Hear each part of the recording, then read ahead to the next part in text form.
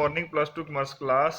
हाँ जी बेटा, today we are going to discuss disequilibrium in balance of payment and causes of disequilibrium. हाँ ਜੀ, ਸਭ ਤੋਂ ਪਹਿਲੇ ਆਪਾਂ ਡਿਸਕਸ ਕਰਦੇ ਹਾਂ ਕਿ ਡਿਸਇਕੁਇਲਿਬ੍ਰਿयਮ ਹੁੰਦਾ ਕੀ ਹੈ। ਡਿਸਇਕੁਇਲਿਬ੍ਰਿयਮ ਮੀਨਸ ਕਿ ਦੋਨਾਂ ਦੇ ਵਿੱਚ ਬੈਲੈਂਸ ਨਾ ਹੋਣਾ ਜਾਂ ਦੋਨੋਂ ਇਕੁਅਲ ਨਾ ਹੋਣਾ। ਜਦੋਂ ਆਪਾਂ ਗੱਲ ਕਰਦੇ ਹਾਂ ਬੈਲੈਂਸ ਆਫ ਪੇਮੈਂਟ ਦੀ, ਇਹਦੇ ਬੇਸਿਕਲੀ ਆਪਣੇ ਕੋਲ ਦੋ ਕੰਪੋਨੈਂਟ ਹੁੰਦੇ ਨੇ, ਰਿਸਿਪਟਸ ਐਂਡ ਪੇਮੈਂਟਸ। ਦੋਨੋਂ ਜਦੋਂ ਰਿਸਿਪਟਸ ਇਜ਼ ਇਕੁਅਲ ਟੂ ਪੇਮੈਂਟਸ ਨਹੀਂ ਹੁੰਦੇ, ਉਹਨੂੰ ਆਪਾਂ ਕੀ ਬੋਲਦੇ ਹਾਂ, ਡਿਸਇਕੁਇਲਿਬ੍ਰਿयम।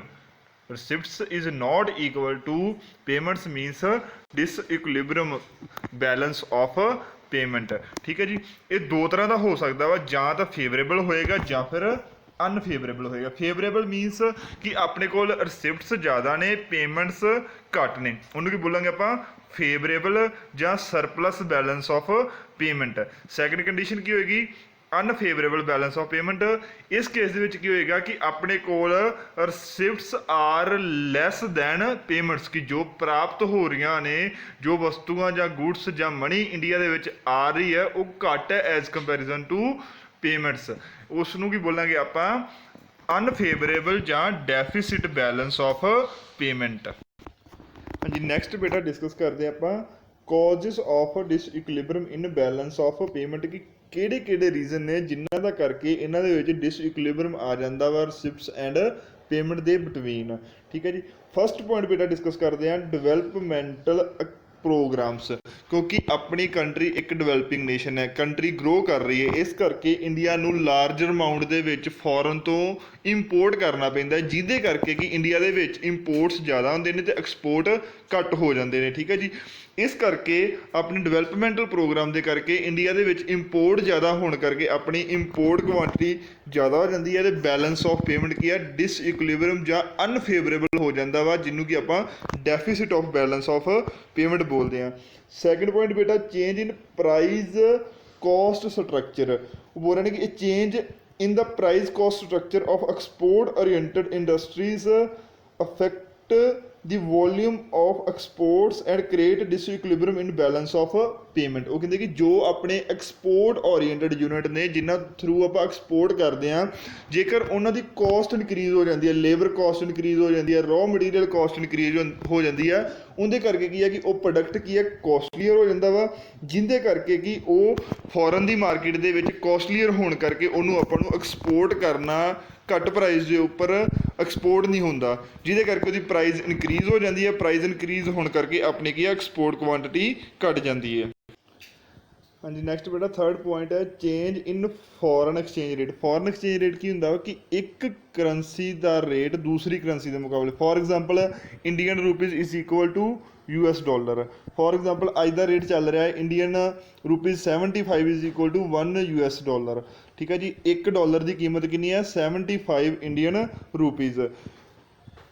ਨੈਕਸਟ ਬੋਲ ਰਿਹਾ ਬੇਟਾ an increase in external value of money. Increase in external value of money means ਕਿ ਦੂਸਰੀ ਕਰੰਸੀ ਦੇ ਮੁਕਾਬਲੇ ਜਿਹੜੀ ਆਪਣੀ ਹੋਮ ਕੰਟਰੀ ਹੈ, ਜਿਵੇਂ ਕਿ ਇੰਡੀਆ ਹੈ, ਉਹਦੀ ਕਰੰਸੀ ਦੀ ਵੈਲਿਊ ਦਾ ਸਟਰੋਂਗ ਹੋ ਜਾਣਾ। ਫੋਰ ਐਗਜ਼ਾਮਪਲ ਕਿ ਕਰੰਟ ਵੈਲਿਊ 75 ਚੱਲ ਰਹੀ ਹੈ, ਇਨ ਕੇਸ ਇਹ 75 ਤੋਂ ਘੱਟ ਕੇ 50 ਰੁਪੀਜ਼ ਹੋ ਜਾਂਦੀ ਹੈ, ਤਾਂ ਉਹਨੂੰ ਕੀ ਬੋਲਦੇ ਆਪਾਂ, increase in external value of money. Means ਕਿ ਇੰਡੀਅਨ ਰੁਪੀਜ਼ ਕੀ ਹੈ, ਸਟਰੋਂਗ ਹੋ ਗਿਆ ਵਾ। ਫੋਰ ਐਗਜ਼ਾਮਪਲ ਆਪਾਂ ਗੱਲ ਕਰਦੇ ਹਾਂ ਕਿ ਆਪਾਂ ਕੋਈ ਫੋਰਨ ਤੋਂ ਪ੍ਰੋਡਕਟ ਮੰਗਵਾ ਰਹੇ ਹਾਂ, ਠੀਕ ਹੈ ਜੀ, ਉਹਦੀ ਕੀਮਤ ਹੈ 1000 US ਡਾਲਰ। ਜੇਕਰ 75 ਹੁੰਦੀ ਤਾਂ ਆਪਾਂ ਨੂੰ 75,000 ਰੁਪੀਜ਼ ਪੇ ਕਰਨਾ ਪੈਣਾ ਸੀਗਾ। 1000 ਨੂੰ ਮਲਟੀਪਲਾਈ ਕਰਕੇ 1000 ਨੂੰ ਮਲਟੀਪਲਾਈ ਕਰਨਾ ਸੀਗਾ ਆਪਾਂ 75 ਦੇ ਨਾਲ, ਤਾਂ ਆਪਾਂ ਨੂੰ 75,000 ਪੇ ਕਰਨਾ ਪੈਣਾ ਸੀਗਾ। ਠੀਕ ਹੈ ਜੀ, ਬਟ ਜੇਕਰ ਐਕਸਟਰਨਲ ਵੈਲਿਊ ਇਨਕਰੀਜ਼ ਹੋਣ ਕਰਕੇ ਕੀ ਹੋਏਗਾ ਕਿ ਆਪਾਂ ਨੂੰ $1000 ਹੀ ਪੇ ਕਰਨਾ ਪੈਣਾ ਵਾ, ਬਟ ਕਿੰਨੇ ਨਾਲ, 50 ਦੇ ਅਕੋਰਡਿੰਗ, ਕਿ ਆਪਾਂ ਨੂੰ 50 ਰੁਪੀਜ਼ ਦੇ ਅਕੋਰਡਿੰਗ ਪੇ ਕਰਨਾ ਪਏਗਾ, ਅਤੇ 50,000 ਪੇ ਕਰਨਾ ਪਏਗਾ, ਜਿਹਦੇ ਨਾਲ ਕੀ ਹੈ ਕਿ ਆਪਾਂ ਨੂੰ ਕੀ ਹੈ, ਇੰਪੋਰਟ ਕੀ ਹੈ, ਚੀਪਰ ਹੋ ਗਿਆ। ਉਹ ਕਹਿ ਰਹੇ ਨੇ ਕਿ ਜੇਕਰ ਕਰੰਸੀ ਦੀ ਵੈਲਿਊ ਇਨਕਰੀਜ਼ ਹੋ ਜਾਂਦੀ ਹੈ, ਉਹਦੇ ਕਰਕੇ ਕੀ ਆ, ਇੰਪੋਰਟ ਚੀਪ ਹੋ ਜਾਂਦਾ, ਜਿਹਦੇ ਕਰਕੇ ਕਿ ਆਪਾਂ ਜ਼ਿਆਦਾ ਇੰਪੋਰਟ ਕਰਦੇ ਹਾਂ, ਤਾਂ ਬੈਲੈਂਸ ਆਫ ਪੇਮੈਂਟ ਕੀ ਆਪਣਾ, ਬੈਲੈਂਸ ਆਫ ਪੇਮੈਂਟ ਕੀ ਆਪਣਾ, ਅਨਫੇਵਰੇਬਲ ਹੋ ਜਾਂਦਾ ਹੈ। ਆਪਾਂ ਪ੍ਰੋਡਕਟ ਜ਼ਿਆਦਾ ਇੰਪੋਰਟ ਕਰਦੇ ਹਾਂ ਐਜ਼ ਕੰਪੈਰੀਜ਼ਨ ਟੂ ਐਕਸਪੋਰਟ ਕਰਦੇ। ਫੋਰਥ ਪੁਆਇੰਟ ਕੀ ਬੇਟਾ, ਡੈਮੋਸਟ੍ਰੇਸ਼ਨ ਇਫੈਕਟ।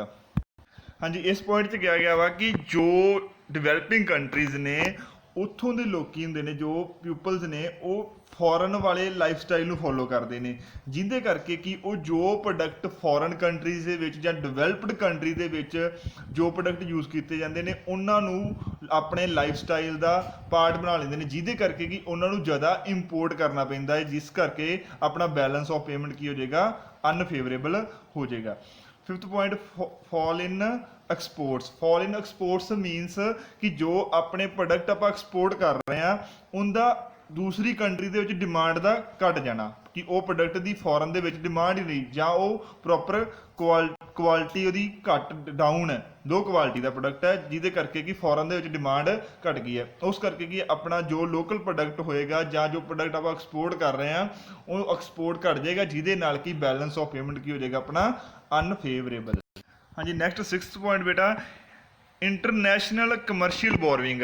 ਆਪਾਂ ਨੂੰ ਪਤਾ ਹੈ ਕਿ ਜੋ ਡਿਵੈਲਪਿੰਗ ਨੇਸ਼ਨ ਨੇ ਜਿਵੇਂ ਕਿ ਇੰਡੀਆ, ਪਾਕਿਸਤਾਨ, ਬੰਗਲਾਦੇਸ਼, ਇਹ ਲਾਰਜਰ ਅਮਾਊਂਟ ਦੇ ਵਿੱਚ ਫੋਰਨ ਤੋਂ ਕੈਪੀਟਲ ਬੋਰੋ ਕਰਦੇ ਨੇ, ਜਿਹਦੇ ਉੱਪਰ ਕਿ ਇੰਟਰਸਟ ਰੇਟ ਪੇ ਕਰਨਾ ਪਏਗਾ। ਜਦੋਂ ਆਪਾਂ ਪੇਮੈਂਟ ਕਰਾਂਗੇ ਤਾਂ ਆਪਣਾ ਕੀ ਫਲੋ ਕੀ ਆ, ਇੰਡੀਆ ਟੂ ਅਦਰ ਕੰਟਰੀ ਹੋ ਜਾਏਗਾ, ਜਿਹਦੇ ਨਾਲ ਕਿ ਆਪਣਾ ਬੈਲੈਂਸ ਆਫ ਪੇਮੈਂਟ ਕੀ ਆ, ਅਨਫੇਵਰੇਬਲ ਹੋ ਜਾਏਗਾ। ਇੰਡੀਆ ਨੂੰ ਲਾਰਜਰ ਅਮਾਊਂਟ ਦੇ ਵਿੱਚ ਉਹ ਹੈਵੀ ਇੰਟਰਸਟ ਪੇ ਕਰਨਾ ਪਏਗਾ ਜੋ ਉਹਨੇ ਡੈਟ ਫੋਰਨ ਕੰਟਰੀ ਤੋਂ ਲਿਆ ਹੋਏਗਾ, ਜਿਹਦੇ ਨਾਲ ਕਿ ਆਪਣਾ ਬੈਲੈਂਸ ਆਫ ਪੇਮੈਂਟ ਕੀ ਆ, ਅਨਫੇਵਰੇਬਲ ਹੋ ਜਾਏਗਾ, ਰਿਸਿਪਟਸ ਘਟ ਜਾਣਗੀਆਂ ਤੇ ਪੇਮੈਂਟਸ ਜ਼ਿਆਦਾ ਹੋ ਜਾਣਗੀਆਂ। Next 7th point, higher rate of inflation. Higher rate of inflation means ਕਿ ਕੀਮਤਾਂ ਦੇ ਵਿੱਚ ਲਗਾਤਾਰ ਵੱਧਦਾ ਜਾਣਾ, ਕੀਮਤਾਂ ਵੱਧਦੀਆਂ ਜਾਣੀਆਂ, ਜਿਹਦੇ ਨਾਲ ਕੀ ਆਪਣਾ ਕੀ ਹੈ, ਆਪਣਾ ਜੋ ਐਕਸਪੋਰਟ ਨੇ ਜਾਂ ਆਪਾਂ ਜੋ ਪ੍ਰੋਡਕਟ ਪ੍ਰੋਡਿਊਸ ਕਰ ਰਹੇ ਹਾਂ ਆਪਣੀ ਕੰਟਰੀ ਦੇ ਵਿੱਚ ਉਹ ਕੋਸਟਲੀਅਰ ਹੋ ਜਾਣਗੇ, ਜਿਹਦੇ ਨਾਲ ਕਿ ਉਹਨੂੰ ਫੋਰਨ ਦੇ ਵਿੱਚ ਐਕਸਪੋਰਟ ਕਰਨਾ ਡਿਫੀਕਲਟ ਹੋ ਜਾਏਗਾ, ਉਹਦੀ ਕੀਮਤ ਜ਼ਿਆਦਾ ਹੋ ਜਾਏਗੀ ਤਾਂ ਉਹਨੂੰ ਆਪਾਂ ਐਕਸਪੋਰਟ ਨਹੀਂ ਕਰ ਪਾਵਾਂਗੇ। ਨੈਕਸਟ 8th ਪੁਆਇੰਟ ਬੇਟਾ, ਹਾਈ ਗਰੋਥ ਆਫ ਪਾਪੂਲੇਸ਼ਨ। ਜੇਕਰ ਆਪਣੀ ਕੰਟਰੀ ਦੀ ਪਾਪੂਲੇਸ਼ਨ ਆਲਰੇਡੀ ਬਹੁਤ ਜ਼ਿਆਦਾ ਹੈ ਤਾਂ ਜੋ ਪ੍ਰੋਡਕਟ ਆਪਾਂ ਪ੍ਰੋਡਿਊਸ ਕਰ ਰਹੇ ਹਾਂ ਉਹ ਆਪਣੀ ਕੰਟਰੀ ਦੇ ਵਿੱਚ ਹੀ ਕੰਜ਼ਿਊਮ ਹੋ ਜਾਏਗਾ। ਜੇਕਰ ਆਪਣੀ ਕੰਟਰੀ ਦੇ ਵਿੱਚ ਉਹ ਕੰਜ਼ਿਊਮ ਹੋ ਜਾਏਗਾ ਤਾਂ ਉਹਦੇ ਨਾਲ ਆਪਾਂ ਐਕਸਪੋਰਟ ਨਹੀਂ ਕਰ ਸਕਾਂਗੇ, ਐਕਸਪੋਰਟ ਨਹੀਂ ਕਰਾਂਗੇ ਤਾਂ ਆਪਣਾ ਬੈਲੈਂਸ ਆਫ ਪੇਮੈਂਟ ਕੀ ਹੈ, ਅਨਫੇਵਰੇਬਲ ਹੋ ਜਾਏਗਾ। Next 9th point, natural factor. Natural calamity such as flood, drought, earthquake, ਜਿਹਦੇ ਕਰਕੇ ਕਿ ਆਪਣਾ ਜੋ ਐਕਸਪੋਰਟ ਹੈ ਜਾਂ ਪ੍ਰੋਡਕਸ਼ਨ ਹੈ ਉਹ ਘਟ ਜਾਏਗੀ, ਪ੍ਰੋਡਕਸ਼ਨ ਨਹੀਂ ਹੋਏਗੀ ਤਾਂ ਆਪਾਂ ਐਕਸਪੋਰਟ ਕੀ ਕਰਾਂਗੇ, ਜਿਹਦੇ ਨਾਲ ਕਿ ਆਪਣਾ ਬੈਲੈਂਸ ਆਫ ਪੇਮੈਂਟ ਕੀ ਆ, ਅਨਫੇਵਰੇਬਲ ਹੋ ਜਾਏਗਾ। Next 10th point, political factors ਦੇ ਵਿੱਚ ਬੇਟਾ, ਹਾਂਜੀ, ਕਿਸੇ ਵੀ ਕੰਟਰੀ ਦੇ ਵਿੱਚ ਪੋਲੀਟੀਕਲ ਇਨਸਟੇਬਿਲਿਟੀ ਹੋਏਗੀ ਜਾਂ ਸਟੇਬਲ ਗੌਰਮੈਂਟ ਨਹੀਂ ਹੋਏਗੀ, ਜਿਹਦੇ ਕਰਕੇ ਕਿ ਉਸ ਕੰਟਰੀ ਦੀ ਇੰਡਸਟਰੀ ਅਫੈਕਟਡ ਹੋਏਗੀ, ਉਹਨਾਂ ਨੂੰ ਆਪਣੀ ਪ੍ਰੋਪਰ ਪਲੈਨਿੰਗ ਜਾਂ ਐਕਸਪੋਰਟ ਓਰੀਐਂਟਡ ਯੂਨਿਟ ਪ੍ਰੋਪਰਲੀ ਲਗਾਉਣ ਦੇ ਵਿੱਚ ਪ੍ਰੋਬਲਮ ਆਏਗੀ, ਠੀਕ ਹੈ ਜੀ, ਜਿਹਦੇ ਕਰਕੇ ਆਪਣੀ ਕੀ ਆ, ਉਹਨਾਂ ਦੀ ਬੈਲੈਂਸ ਆਫ ਪੇਮੈਂਟ ਕੀ ਹੋ ਜਾਏਗਾ, ਅਨਫੇਵਰੇਬਲ ਹੋ ਜਾਏਗਾ ਜੀ। ਹਾਂਜੀ ਬੇਟਾ, ਇਹ ਸੀਗੇ ਆਪਣੇ ਕੋਲ ਸਾਰੇ ਪੁਆਇੰਟ ਜਿਨ੍ਹਾਂ ਦੇ ਕਰਕੇ ਆਪਣਾ ਬੈਲੈਂਸ ਆਫ ਪੇਮੈਂਟ ਸੀਗਾ ਅਨਫੇਵਰੇਬਲ ਜਾਂ ਡਿਸਇਕੁਲਿਬਰਮ ਹੋ ਜਾਂਦਾ ਸੀਗਾ, ਜਾਂ ਰਿਸਿਪਟਸ ਆਪਣੀਆਂ ਇਨਕਰੀਜ਼ ਹੋ ਜਾਂਦੀਆਂ ਸੀ ਜਾਂ ਡਿਕਰੀਜ਼ ਹੋ ਜਾਂਦੀਆਂ ਸੀਗੀਆਂ, ਜਿਹਦੇ ਕਰਕੇ ਕਿ ਆਪਣਾ balance of payment ਅਨਫੇਵਰੇਬਲ the condition ਦੇ ਵਿੱਚ ਆ ਜਾਂਦਾ ਸੀ, ਜਾਂ ਡੈਫਿਸਿਟ ਹੋ ਜਾਂਦਾ ਸੀ, ਜਾਂ ਸਰਪਲਸ ਹੋ ਜਾਂਦਾ ਸੀਗਾ। ਨੈਕਸਟ ਬੇਟਾ ਆਪਾਂ ਡਿਸਕਸ ਕਰਦੇ ਹਾਂ methods of correcting disequilibrium in balance of payment, ਕਿ ਕਿਹੜੇ ਕਿਹੜੇ ਮੈਥਡ ਨੇ ਜਿਨ੍ਹਾਂ ਦੇ ਥਰੂ ਆਪਾਂ ਇਹਨਾਂ ਨੂੰ ਕਰੈਕਟ ਕਰ ਸਕਦੇ ਹਾਂ, ਆਪਣੇ ਬੈਲੈਂਸ ਆਫ ਪੇਮੈਂਟ ਨੂੰ ਆਪਾਂ ਸਹੀ ਕਰ ਸਕਦੇ ਹਾਂ, ਕਿ ਇਕੁਅਲ ਕਰ ਸਕਦੇ ਹਾਂ ਜਾਂ ਫੇਵਰੇਬਲ ਕੰਡੀਸ਼ਨ ਦੇ ਵਿੱਚ ਲੈ ਕੇ ਆ ਸਕਦੇ ਹਾਂ ਟੂ ਫਰੋਮ ਅਨਫੇਵਰੇਬਲ ਕੰਡੀਸ਼ਨ, ਕਿ ਅਨਫੇਵਰੇਬਲ ਤੋਂ ਫੇਵਰੇਬਲ ਦੇ ਵਿੱਚ ਲੈ ਕੇ ਆਉਣਾ, ਕਿ ਆਪਣੀਆਂ ਜੋ ਰਿਸਿਪਟਸ ਨੇ ਉਹ ਜ਼ਿਆਦਾ ਹੋ ਜਾਣ ਐਜ਼ ਕੰਪੈਰੀਜ਼ਨ ਟੂ ਪੇਮੈਂਟਸ। ਸਭ ਤੋਂ ਪਹਿਲੇ ਬੇਟਾ ਕਿ ਆਪਾਂ ਨੂੰ ਪਤਾ ਹੈ ਕਿ ਆਪਣੇ ਜੋ ਬੈਲੈਂਸ ਆਫ ਪੇਮੈਂਟ ਹੈ ਕਿਸੇ ਵੀ ਕੰਟਰੀ ਦੀ ਗਰੋਥ ਦੇ ਬਾਰੇ ਦੱਸਦੀ ਹੈ, ਕਿ ਕਿਸ ਕੰਟਰੀ ਦੀ ਕਿੰਨੀ ਗਰੋਥ ਹੈ ਜਾਂ ਫਿਊਚਰ ਦੇ ਵਿੱਚ ਉਹ ਕਿੰਨਾ ਡਿਵੈਲਪ ਕਰੇਗੀ। ਇਸ ਕਰਕੇ ਆਪਣਾ ਬੈਲੈਂਸ ਆਫ ਪੇਮੈਂਟ ਫੇਵਰੇਬਲ ਹੋਣਾ ਬਹੁਤ ਜ਼ਰੂਰੀ ਹੁੰਦਾ ਹੈ। ਹਾਂਜੀ, ਨੈਕਸਟ ਆਪਾਂ ਡਿਸਕਸ ਕਰਦੇ ਹਾਂ ਕਿ ਮੈਥਡਸ ਜਿਨ੍ਹਾਂ ਦੇ ਥਰੂ ਆਪਾਂ ਬੈਲੈਂਸ ਆਫ ਪੇਮੈਂਟ ਫੇਵਰੇਬਲ ਕਰ ਸਕਦੇ ਹਾਂ। ਫਸਟ ਪੁਆਇੰਟ ਬੇਟਾ ਆਪਣੇ ਕੋਲ ਹੈ ਐਕਸਪੋਰਟ ਪ੍ਰਮੋਸ਼ਨ, ਕਿ ਕਿਸੇ ਵੀ ਕੰਟਰੀ ਨੂੰ ਆਪਣੀ ਐਕਸਪੋਰਟ ਪ੍ਰਮੋਸ਼ਨ ਕਰਨੀ ਚਾਹੀਦੀ ਹੈ, ਮੈਕਸਿਮਮ ਐਕਸਪੋਰਟ ਓਰੀਐਂਟਡ ਯੂਨਿਟ ਆਪਣੀ ਕੰਟਰੀ ਦੇ ਵਿੱਚ ਲਗਾਉਣੇ ਚਾਹੀਦੇ ਆ। ਹਾਂਜੀ, ਹਰੇਕ ਗੌਰਮੈਂਟ ਨੂੰ ਪਲਾਨ ਕਰਨਾ ਚਾਹੀਦਾ ਵਾ, ਇੱਕ ਪ੍ਰੋਪਰ ਪ੍ਰੋਗਰਾਮ ਫੋਲੋ ਕਰਨਾ ਚਾਹੀਦਾ ਵਾ, ਜਿਹਦੇ ਥਰੂ ਕਿ ਆਪਣੇ ਐਕਸਪੋਰਟ ਨੂੰ ਮੈਕਸਿਮਮ ਪ੍ਰਮੋਟ ਕੀਤਾ ਜਾ ਸਕੇ ਜਾਂ ਐਕਸਪੋਰਟ ਦੇ ਵਿੱਚ ਵਾਧਾ ਕੀਤਾ ਜਾ ਸਕੇ। ਹਾਂਜੀ, ਸਭ ਤੋਂ ਪਹਿਲੇ ਕਿ ਆਪਣੇ ਕੋਲ ਟੂ ਡੂ ਦਿਸ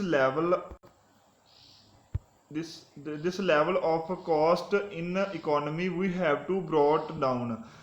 ਆਪਾਂ ਨੂੰ ਐਕਸਪੋਰਟ ਓਰੀਐਂਟਡ ਨੂੰ ਪ੍ਰਮੋਟ ਕਰਨ ਦੇ ਲਈ ਜੋ ਐਕਸਪੋਰਟ ਓਰੀਐਂਟਡ ਯੂਨਿਟਸ ਨੇ ਉਹਨਾਂ ਨੂੰ ਲੋ ਕਾਸਟ ਉੱਪਰ ਰॉ ਮਟੀਰੀਅਲ ਪ੍ਰੋਵਾਈਡ ਕਰਾਉਣਾ ਚਾਹੀਦਾ ਵਾ, लो रेट ऑफ इंटरस्ट के उपर कैपिटल मुहैया करवानी चाहिए है ताकि वो मैक्सीमम एक्सपोर्ट ਨੂੰ ਐਟ ਲੋ ਕੋਸਟ ਦੇ ਉੱਪਰ ਜੋ ਐਕਸਪੋਰਟ ਯੂਨਿਟ ਕਰਨੇ ਨੇ ਉਹਨਾਂ ਨੂੰ ਲੋ ਕੋਸਟ ਦੇ ਉੱਪਰ ਪ੍ਰੋਵਾਈਡ ਕਰਾ ਸਕਣ। ਇਸ ਕਰਕੇ ਗਵਰਨਮੈਂਟ ਨੂੰ ਇੱਕ ਪ੍ਰੋਪਰ ਪਲਾਨ ਤੇ ਪ੍ਰੋਸੀਜਰ ਬਣਾਉਣਾ ਚਾਹੀਦਾ ਵਾ ਜਿਹਦੇ ਥਰੂ ਇਹ ਆਇਡੈਂਟੀਫਾਈ ਹੋਵੇ ਕਿ ਕਿਹੜੇ ਆਪਾਂ ਪ੍ਰੋਡਕਟ ਵਾ ਜਿਨ੍ਹਾਂ ਨੂੰ ਆਪਾਂ ਲੋ ਕੋਸਟ ਦੇ ਵਿੱਚ ਉੱਪਰ ਫੋਰਨ ਮਾਰਕੀਟ ਦੇ ਵਿੱਚ ਸੈੱਲ ਕਰ ਸਕਦੇ ਹਾਂ। ਉਹਦੇ ਅਕੋਰਡਿੰਗ ਹੀ ਗਵਰਨਮੈਂਟ ਨੂੰ ਯੂਨਿਟ ਨੂੰ ਆਇਡੈਂਟੀਫਾਈ ਕਰਕੇ ਉਹਨਾਂ ਨੂੰ ਹੈਲਪ ਦੇਣੀ ਚਾਹੀਦੀ ਆ, ਲੋ ਕੋਸਟ ਤੇ ਰॉ ਮਟੀਰੀਅਲ ਪ੍ਰੋਵਾਈਡ ਕਰਵਾਉਣਾ ਚਾਹੀਦਾ ਵਾ, ਲੋ ਰੇਟ ਆਫ ਇੰਟਰਸਟ ਦੇ ਉੱਪਰ ਕੈਪੀਟਲ ਦੇਣੀ ਚਾਹੀਦੀ ਹੈ।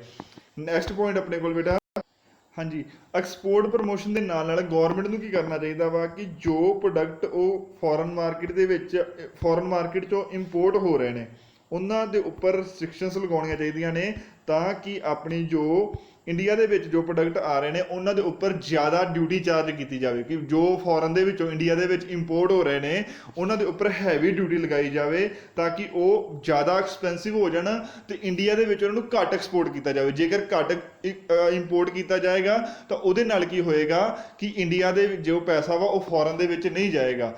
ਐਕਸਪੋਰਟ ਪ੍ਰਮੋਸ਼ਨ ਦੇ ਨਾਲ ਨਾਲ ਇੰਪੋਰਟ ਦੇ ਉੱਪਰ ਵੀ ਪਾਬੰਦੀਆਂ ਲਗਾਉਣੀਆਂ ਚਾਹੀਦੀਆਂ ਨੇ ਜਿਹਦੇ ਨਾਲ ਕਿ ਆਪਣੇ ਬੈਲੈਂਸ ਆਫ ਪੇਮੈਂਟ ਕੀ ਆਪਣਾ ਫੇਵਰੇਬਲ ਹੋ ਸਕਦਾ ਹੈ। ਠੀਕ ਹੈ ਨਾ, ਲੱਗੀ ਨਾ ਸਮਝ ਕਿ ਕਿਵੇਂ ਹੋਏਗਾ ਕਿ ਜੇਕਰ ਆਪਾਂ ਇੰਪੋਰਟ ਜ਼ਿਆਦਾ ਕਰਾਂਗੇ ਤਾਂ ਇੰਡੀਅਨ ਪੇਮੈਂਟ ਬਾਹਰ ਜਾਏਗੀ ਤਾਂ ਜਿਹਦੇ ਨਾਲ ਆਪਣੀਆਂ ਪੇਮੈਂਟਸ ਜ਼ਿਆਦਾ ਹੋਣਗੀਆਂ।